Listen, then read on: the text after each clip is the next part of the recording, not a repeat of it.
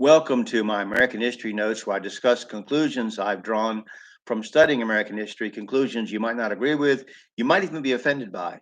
But the important thing for me is that you have an opinion about American history from study, not from reading somebody else's opinion, but actually studying it. So I hope you do have an opinion. I hope you do come to conclusions, um, and that I help you do that by what I say, even if it makes you angry or you just go, nah, it can't be.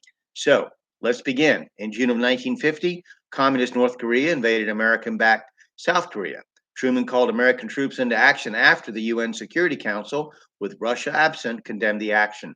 This war, known to us as the Korean War or Korean conflict, was the first time that American president sent our troops into a major war without a declaration of war, as the Constitution required, under the guise of a UN police action.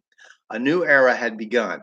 54,000 Americans died in the struggle, and many prisoners of war were never accounted for. General Douglas MacArthur commanded the UN forces and was on the verge of winning the war when Communist China got involved and inflicted a disastrous defeat on the UN troops. MacArthur wanted to take the war to China, but Truman disagreed. Their conflict resulted in MacArthur's firing. The respect of MacArthur's firing came in a long line of actions critics of Truman have pointed out and questions raised by such things as the Secretary of Navy Forrestal's alleged suicide, as underscoring the great battle going on within the country at the beginning of the Cold War with Communist Russia and China. Pope Pius XII, whose actions as papal nuncio Eugenio Pacelli in the signing of the Right Concordat had brought Hitler to power, was always virulently anti Soviet Russia. And at his urging and others, there were voices on the American anti communist side who advocated a preemptive nuclear strike against the Soviet Union. This, fortunately, was not to be. In 1952, Truman seized the steel industry after a prolonged strike between steelworkers and management.